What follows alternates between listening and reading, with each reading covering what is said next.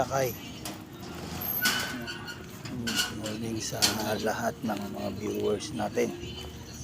Good morning. Una sa lahat, pasalamatan natin ang Panginoong Diyos. Araw ng Martes. Nagising tayo ng maayos. Sa mga viewers ko dyan, mga subscriber ko dyan, magandang umaga sa inyo lahat.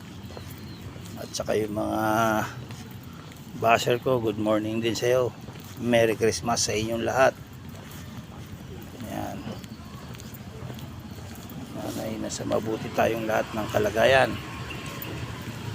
Ingat-ingat din kayo.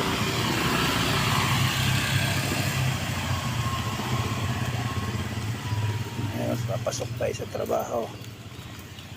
Napakabuti talaga ng Panginoong Diyos at hindi tayo pinapabayaan. Ngayon, dito na tayo. Pasok na tayo sa City Hall. Mahalin natin ang trabaho natin. Mahalin mo rin ang kaaway mo, sabi nga ng Panginoong Diyos. Kaya lahat ng kaaway natin, mahalin natin. Ayan, God bless. Ingat-ingat kayo lagi.